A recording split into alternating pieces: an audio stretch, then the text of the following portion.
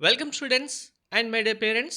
JW 2026 application form submit చేసి registration complete చేసిన students and parents కంపల్సరీగా మీ అప్లికేషన్ ఫామ్ ప్రింట్అవుట్ తీసుకొని 2 or 3 టైమ్స్ అయినా సరే మీ అప్లికేషన్లో డీటెయిల్స్ ప్రతి ఒక్కటి కరెక్ట్గా ఫిల్ చేశారా లేదా విత్ స్పెల్లింగ్తో సహా కరెక్ట్గా ఉన్నాయా లేదా వెరిఫై చేసుకోండి.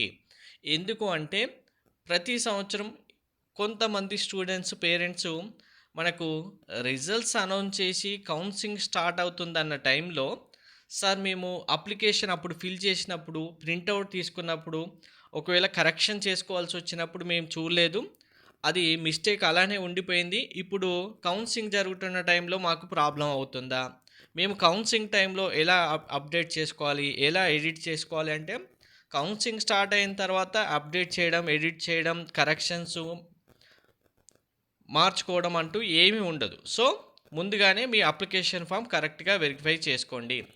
ఇన్ కేస్ వెరిఫై చేసిన తర్వాత అన్ఎక్స్పెక్టెడ్గా ఏదైనా మిస్టేక్ జరిగింది, మీరు నెట్ సెంటర్లో ఫిల్ చేసినప్పుడు కాలేజీలో ఫిల్ చేసినప్పుడు తెలుసో తెలియకో ఏదో ఒక మిస్టేక్ జరిగింది అంటే మరి కరెక్షన్ చేసుకోవచ్చా లేదా అంటే కనుక ఎస్, కరెక్షన్ అయితే చేయొచ్చు, కానీ లిమిటెడ్గా మాత్రమే ఉంటుంది.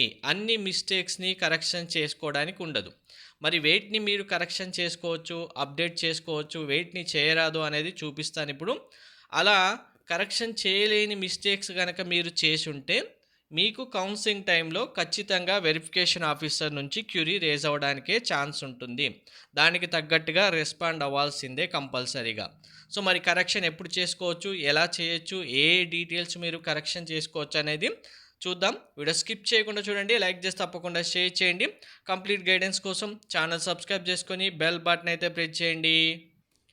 ఎన్టీఏ ఇచ్చిన షెడ్యూల్లో కరెక్షన్ చేసుకోవడానికి will be displayed on the NTA website అని మెన్షన్ చేయడం జరిగింది, డేట్ ఇవ్వకుండా. సో కామన్గా అప్లికేషన్ ఎండింగ్ డేట్లోనో అప్లికేషన్ ఎండ్ అయిన తర్వాత కరెక్షన్ చేసుకోవడానికి డేట్ ఇస్తారు.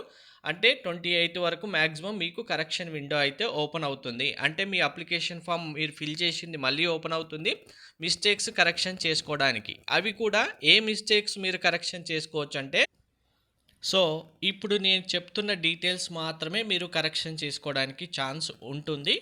ఇది కామన్గా every year application form complete అయిన తర్వాత కరెక్షన్ విండో అనేది ఎన్టీఏ ఓపెన్ చేసినప్పుడు దాంట్లో మీరు ఏ డీటెయిల్స్ కరెక్షన్ చేయొచ్చు, ఏమి చేయరాదు అనేది క్లియర్గా మెన్షన్ చేస్తుంది.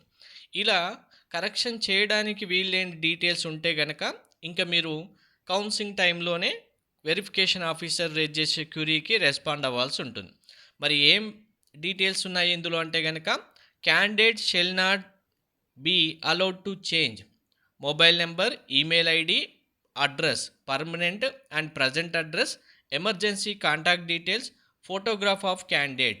ఇవి 5 డీటెయిల్స్ ఏవి మీరు మార్చడానికి లేదు. ఇవి గనక మిస్టేక్ అయి ఉంటే ఆ మిస్టేకే కంటిన్యూ అవుతుంది. Next, candidate shall be allowed to change any one of the field. ఇక్కడ any one of the field అని ఎందుకు చెప్పారు అంటే, మీరు కనుక మిస్టేక్ చేసిన దాంట్లో candidate name or father name or mother name ఈ మూడిట్లో మిస్టేక్ ఉంటే ఏదో ఒకటి మాత్రమే మీరు కరెక్షన్ చేసుకోవచ్చు. లేదు ఒకటే మిస్టేక్ చేశారు, సపోజ్ ఫాదర్ నేమే మిస్టేక్ ఎంటర్ చేశారు, ఓన్లీ ఒకటే మిస్టేక్ కాబట్టి చేసుకోవచ్చు. ఫాదర్ నేమ్, మదర్ నేమ్ రెండు మిస్టేక్ చేస్తే ఆ రెండిట్లో ఏదో ఒకటి మాత్రమే మీరు కరెక్షన్ చేసుకోవచ్చు. Next one, candidate shall be allowed to change all this field. మీకు 10th క్లాస్ డీటెయిల్స్ ఏమైనా మిస్టేక్ చేస్తే అప్డేట్ చేసుకోవచ్చు, 12th క్లాస్ డీటెయిల్స్ మిస్టేక్ చేస్తే అప్డేట్ చేసుకోవచ్చు, పాన్ కార్డ్ నెంబర్ కరెక్ట్గా ఇవ్వకపోతే అప్డేట్ చేసుకోవచ్చు. కానీ పాన్ కార్డ్ 99% స్టూడెంట్స్ ఎవరు యూజ్ చేయరు. క్లాస్ 12 మిస్టేక్స్ అంటే మీ school name, college name or మీ మార్క్స్ ఆర్ మీ హాల్ టికెట్ నెంబర్ లేదా కాలేజ్ స్కూల్ యొక్క అడ్రస్ ఏదైనా మిస్టేక్ చేసి ఉంటే మళ్ళీ మీరు అప్డేట్ చేసుకోవచ్చు. Next, very important, candidates shall be allowed to change the exam cities based on their permanent or present address. మీరు పర్మనెంట్ ప్రజెంట్ అడ్రస్ బేస్ చేసుకొని ఏ స్టేట్ అయితే మీకు ఉంటుందో ఆ స్టేట్కి సంబంధించి సిటీస్ మాత్రం అప్డేట్ చేసుకోవచ్చు. ఎగ్జామ్ సిటీ సెలెక్షన్ అంటే మీరు 1, 2, 3, 4 3 సిటీస్ సెలెక్ట్ చేసుకుంటారు కదా, 4 సిటీలు. ఈ 4 సిటీలో వీటి ఆర్డర్ అయినా మార్చుకోవచ్చు, లేదా న్యూగా ఏదైనా సిటీ రీప్లేస్ చేసుకోవడానికి ఛాన్స్ ఉంటుంది. అది కూడా మీ ప్రజెంట్ పర్మనెంట్ అడ్రస్ బేస్ చేసుకున్న స్టేట్కి మాత్రమే వస్తుంది, మిగిలిన వాటికి రాదు. నెక్స్ట్ మీడియం ఆఫ్ ఎగ్జామినేషన్ అంటే Telugu medium, English medium, Hindi medium papers ఉంటాయి కదా, మీడియం ఆఫ్ ఎగ్జామినేషన్ చేంజ్ చేసుకోవచ్చు. Next one, candidate shall be allowed to change all these field. ఇప్పుడు ఈ ఫీల్డ్స్ అన్నీ మీరు కంప్లీట్గా ఎడిట్ చేసుకోవచ్చు. Date of birth mistake, gender, category certificate ఎవరికైనా లేదు ఉంది అనుకుంటే, దాంట్లో మిస్టేక్ ఉంది అనుకుంటే వాళ్ళు కూడా ఎడిట్ చేసుకోవచ్చు. కొంతమంది స్టూడెంట్స్ ఓబీసీ సర్టిఫికేట్ ప్లేస్లో బీసీ సర్టిఫికేట్ నెంబర్ ఎంటర్ చేశారు, మిస్టేక్ ఉంటే కరెక్షన్ చేసుకోండి.